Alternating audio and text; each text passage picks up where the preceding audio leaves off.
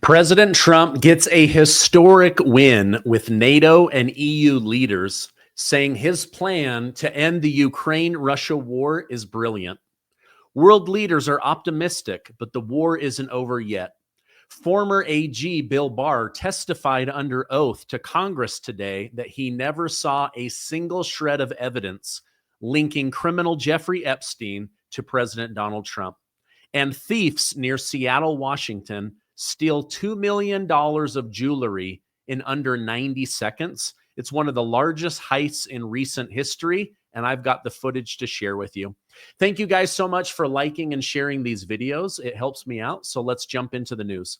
Former Attorney General Bill Barr testified under oath today to Congress, saying that he never witnessed any evidence linking Jeffrey Epstein and Donald Trump. Former AG Bill Barr testified under oath today that President Trump is in no way implicated in the Epstein files, and if he was, Biden would have leaked it. That narrative is now out the window, as Barr would absolutely take Trump down if he could. Barr said that he had never seen anything that would implicate President Trump in any of this, and that if there had been anything pertaining to President Trump with respect to the Epstein list, that he felt like the Biden administration would probably have leaked it out. That from Oversight House Chair Committee James Comer. So this is like the fourth or fifth person with high-level authority saying that President Trump is in no way connected to Jeffrey Epstein, other than having social circles that overlap. Now, big changes are underway in Washington, D.C., ever since President Trump vowed to make D.C. safe again. Attorney General Pam Bondi has announced that 68 people were arrested overnight as part of a sweeping federal crackdown on crime, bringing the total number of arrests to more than 300. Authorities have seized 15 illegal firearms and are focused on homicide and drug trafficking suspects. At the White House, Deputy Chief of Staff Stephen Miller pointed to graffiti cleanup as a visible step in reclaiming public space. The operation involved 1,800 National Guard. Again, the National Guard are there to provide support to the police, not to arrest anyone.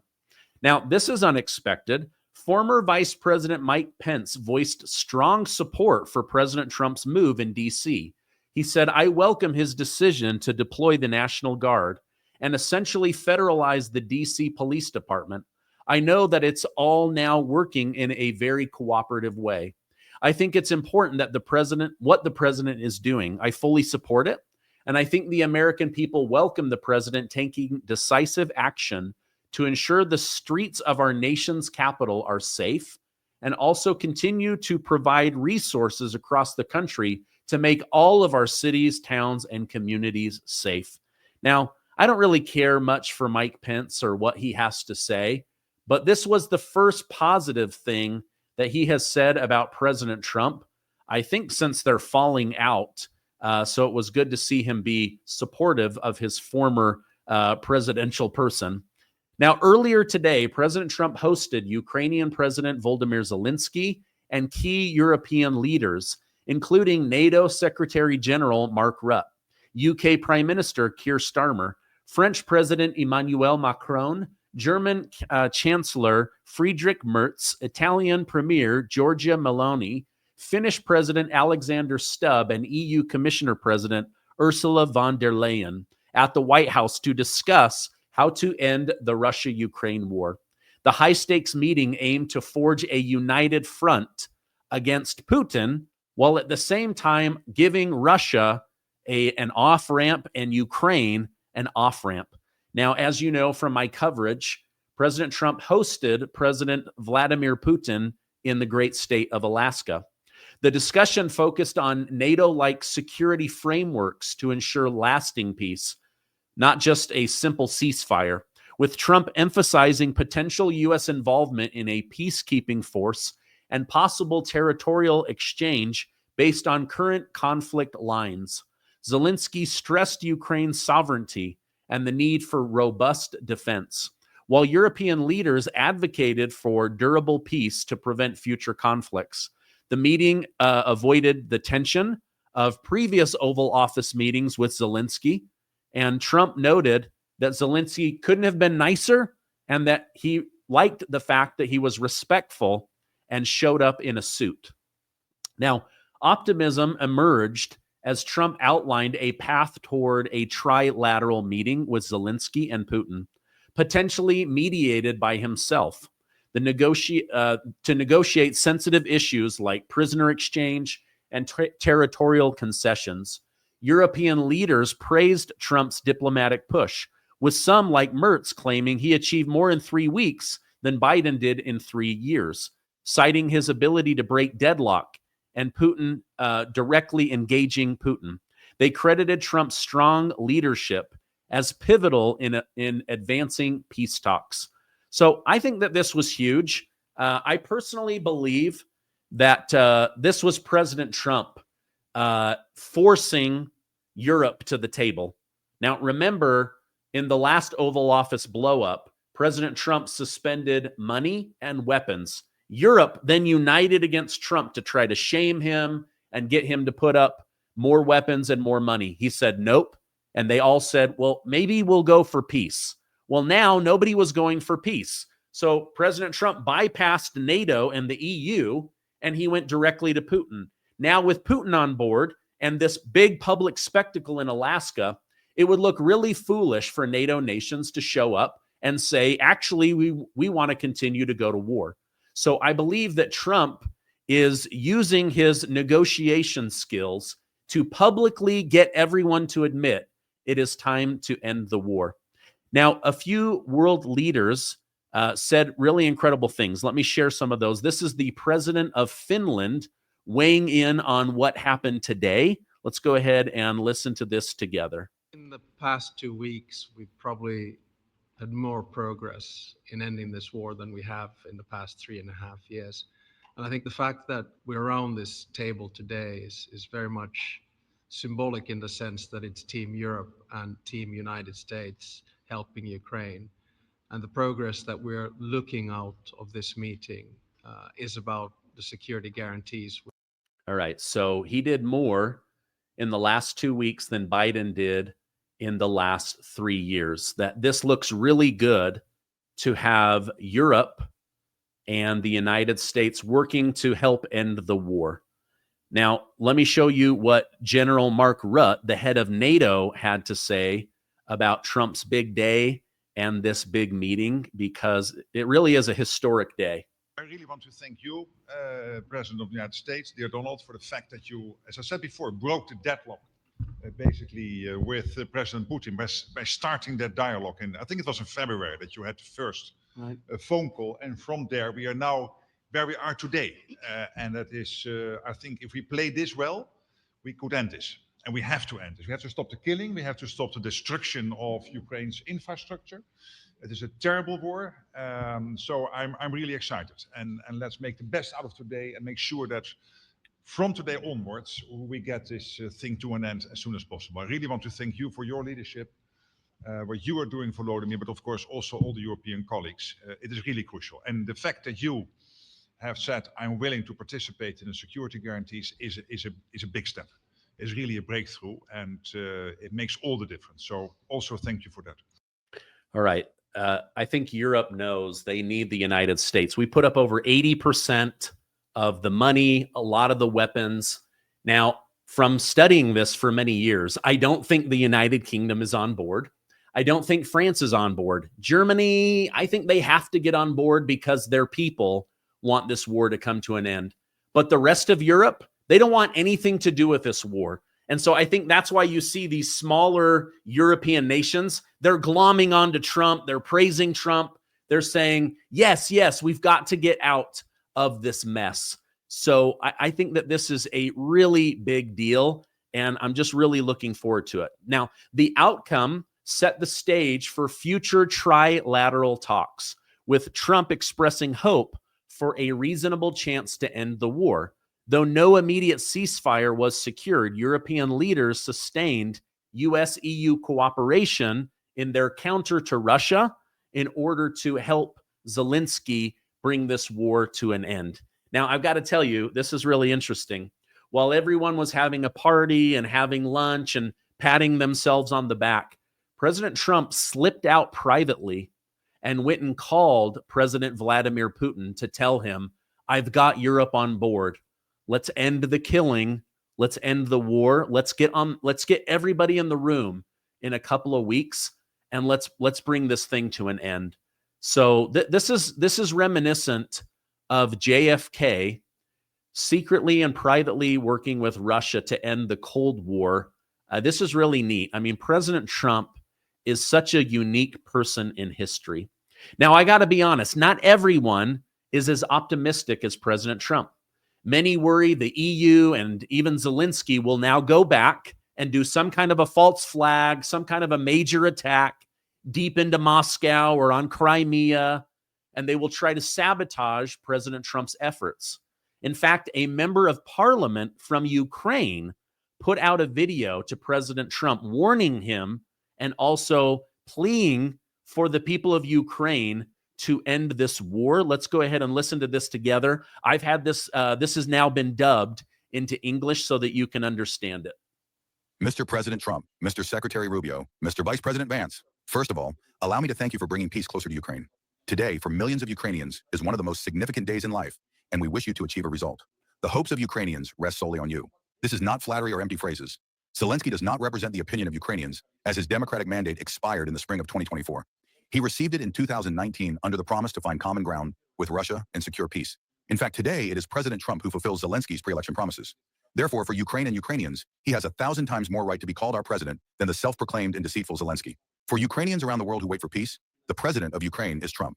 But neither President Trump nor European leaders, and certainly not the self-proclaimed Zelenskyy, can decide Ukraine's future without Ukrainians. Yet no one has asked us whether we want the continuation of the war, membership in the European Union, or NATO. Instead, this was decided on our behalf by the illegitimate President Zelenskyy and European leaders, although we never gave them the right to decide for us. This right was simply stolen from us by canceling elections and using punitive measures to forbid speaking about peace. All right, now I hope that this councilman will be kept safe, because what he's essentially saying is that Zelenskyy is a fake president. He canceled elections in order to stay in power, and he's not fulfilling his mandate, which was to keep Ukraine safe, to work hand in hand with the Russians. He literally ran on that and then has done the exact opposite. So this gentleman is now saying, nobody asked if we want to be a part of Europe. Nobody asked if we want to be a part of NATO. Nobody asked if we want to go to war or continue war. And the only person that seems to be stressed about keeping Ukraine safe is President Trump. So you could actually say that President Trump is more the president of Ukraine than Zelenskyy. Let's continue. Monday, Zelenskyy will again be in the Oval Office, once more pushing the agenda of perpetual war. This performance will continue as long as the U.S. perceives Zelenskyy as the representative of Ukrainian opinion and tolerates the absence of elections in Ukraine. Clearly, as long as Zelenskyy and his fraudulent clique remain in power, which they seized in Ukraine, they will do everything to undermine President Trump's peace initiatives and continue the war. Because war equals Zelenskyy, and Zelenskyy equals war. And this will continue as long as the U.S. recognizes Zelenskyy's legitimacy on the international stage without elections. Ending Zelenskyy's period of usurped power and holding elections in Ukraine are integral parts of the process of ending the war, without which it will never end. Never, as long as Zelenskyy remains in power. The condition of holding elections in Ukraine must be a mandatory of the meeting with Zelenskyy in the Oval Office. All right. Such a brave guy to do that. I mean, this guy could literally be assassinated by the weekend. I hope not. I'm praying for him. But what he said is true.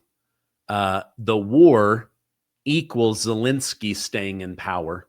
We also know that the war equals money laundering, power, keeping secrets hidden, biolabs in Ukraine, covering up for the Biden crime family. There's so many things. So God bless that guy for what he said. Now, through all of this, I think one of the sweetest pleas has actually come from First Lady Melania Trump. She's outside of the Oval Office. She has no power or authority, and yet she does. As the First Lady, she wrote a private letter to Russian President Vladimir Putin. It has now been published. Let me go ahead and show that to you, and I will read it for us. It says, "Dear President Putin, every child shares the same quiet dreams in their heart. whether born randomly into a nation's rustic countryside or a magnificent city center. They dream of love, possibility, and safety from danger. As parents, it is our duty to nurture the next generation's hope. As leaders, the responsibility to sustain our children extends beyond the comfort of a few.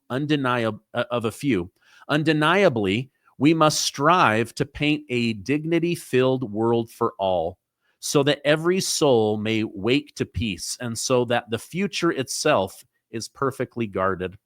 A simple yet profound concept, Mr. Putin, as I am sure you agree, is that each generation's descendants begin their lives with a purity, an innocence which stands above geography, government, and ideology. Yet in today's world, some children are forced to carry a quiet laughter, untouched by the darkness around them, a silent defiance against the forces that could potentially claim their future. Mr. Putin, you can single-handedly restore their melodic laughter. In protecting the innocence of these children, you will do more than serve Russia alone. You will serve humanity itself. Such a bold idea transcends all human division, and you, Mr. Putin, are fit to implement this vision with a stroke of a pen today. It is time. So, isn't that beautiful? She's basically she's pulling on President Putin's heartstrings. Mr. Putin, you have the ability to change the trajectory of these lives, the world, for these children today. It's time. End this war. So although she didn't stand in front of a wall like President Ronald Reagan saying, Mr. Gorbachev, tear down these walls, she is saying, President Putin, you alone can make life better for so many people. It's time to do that. Let me know in the comments what you think about that, because I just think that was so beautiful. It gave me chills when I read it the first time. It gave me chills while I was sitting here. Like, this is the plea of a mother for all mothers out there. Let's stop destroying the world for the military-industrial complex, for borders, for geography. Let's just make the world better. I thought it was really beautiful. Let me know in the comments below while I share today's video sponsor with you. A dangerous amount of microplastics are now being found in our water, food, bloodstream, even our brains. These tiny plastic particles, often invisible to the naked eye, carry toxic chemicals like BPA that disrupt hormones, damage DNA, and inflame our organs. They affect everything from metabolism to fertility, and have even been linked to cancer, neurological disorders, autoimmune disease, and developmental issues in children. The worst part, there's no way to avoid exposure. It's everywhere. But there is a way to fight back, and it starts in your gut. Your gut is your first line of defense. A healthy microbiome can bind to and break down microplastic toxins before they poison your cells. But if your own gut is compromised, those toxins sneak right through, wreaking havoc on your immune system, energy levels, digestion, skin, even your brain. That's why we're healing our guts through kimchi. Now, kimchi restores the gut flora in your gut. Because in a world full of plastic, your gut needs to be bulletproof. Today, you can get an exclusive offer by clicking on the link below, or you can use code Gardner to get 25% off your order. For an even better deal, call my friends at Brightcore right now to get up to 50% off your order and free shipping. This stuff is great. It's been awesome for my gut, my bowels, my digestion, bowel movements. It's been awesome. And why save 25% when you can save up to 50% and get free shipping? Again, give them a call at 888-908-4425. All right. They really are an amazing sponsor, and I love their product. I keep it right here on my desk so that I can take it. Okay. I want to show you guys, sadly, there was a jewelry heist in Seattle. And within 90 seconds, these criminals were able to get in and, basically rob this place. So they came in with masks, hoodies, hammers, guns. Within 90 seconds, they were able to steal $2 million of Rolex watches, diamonds, emerald necklaces. They threatened the life of employees. They destroyed everything. Now, surveillance footage shows the chaos unfolding around noon. Staff were able to get out the back door and call 911 from a nearby gym. Everyone was extremely shaken. They still do not have any leads on this. They stole over $2 million, and it's pretty crazy how much they were able to get in just a 90-second period. Pretty crazy. This is why one of the reasons that I voted for President Trump is we can't have people like this and then they get caught and then they're right back on the street. We can't have people in New York punching women in the face, pregnant women in the belly, slapping children, stabbing them with knives or syringes. Like, we've got to get the criminals off of the street. All right, speaking of getting criminals off of the street, a declassified FBI investigation from 2016 revealed that the FBI was actively probing 19 Clinton Foundation bank accounts for potential campaign finance fraud, money laundering, and pay to play in order to dump a bunch of money in right before Hillary Clinton became president of the United States. Well, of course, she ended up losing. The investigation involving FBI agents across multiple cities was abruptly halted when Obama's Department of Justice said it's time to shield the Clintons and avoid political fallout. Well, all of this has now resurfaced, and Attorney General Ken Paxton says he's looking at opening up a legal case against the Clintons and also the FBI. He wants to know who did this, where the cover-up happened, and why Hillary Clinton isn't sitting in prison right now in an orange jumpsuit. Now, let me know in the comments down below.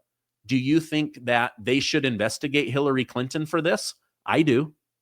Now, interestingly, the timing aligns with Hillary Clinton's recent statements that she would like to nominate Donald Trump for the Nobel Peace Prize if he's able to end the Russia-Ukraine war. This contrasts sharply with her past, where she publicly mocked Donald Trump and cheered while he was being prosecuted. There's numerous videos of her doing this.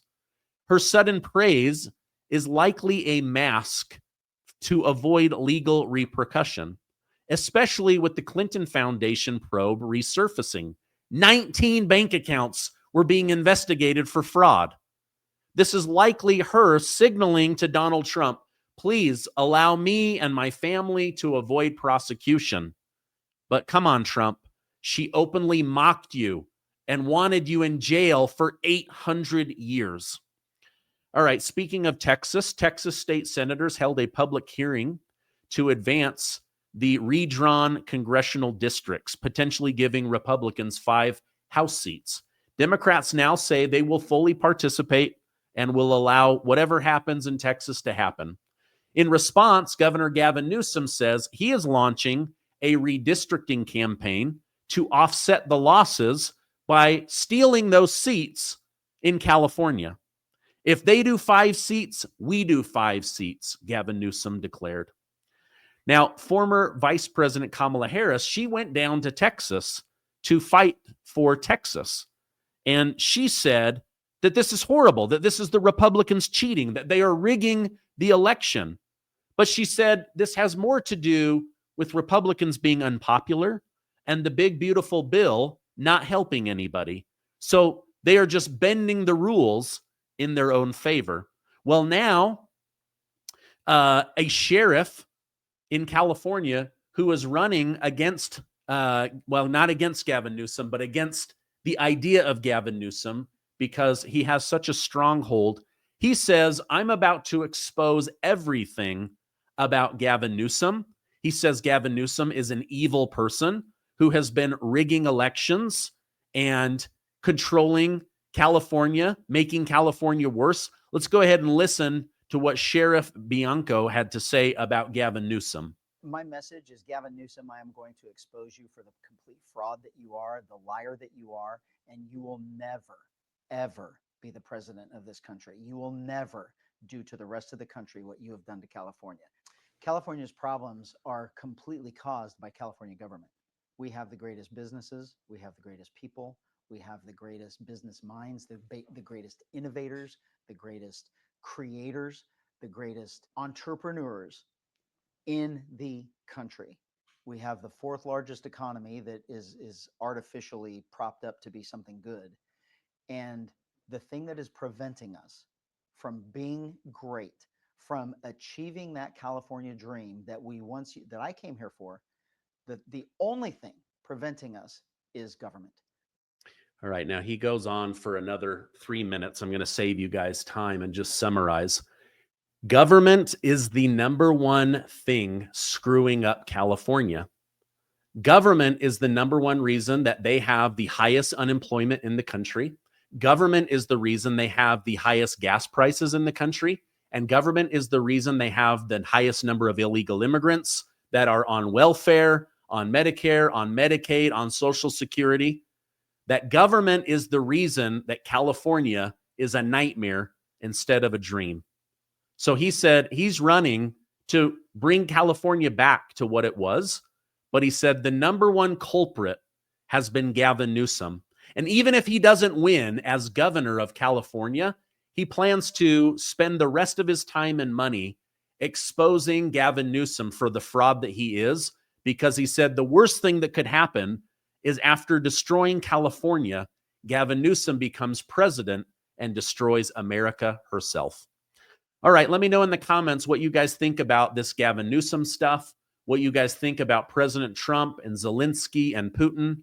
That Melania letter, so beautiful. Let's get this war ended, not only because it's the right thing to do, but for Ukraine and for the children of Europe and Russia and Ukraine. I mean, the war has got to end.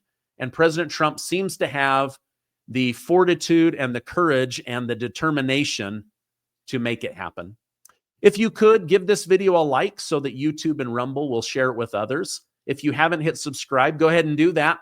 We're over 2 million amazing truth seekers, and it's only going to get bigger and better. All right, I love you guys. Stay amazing, and I will see you on the next video.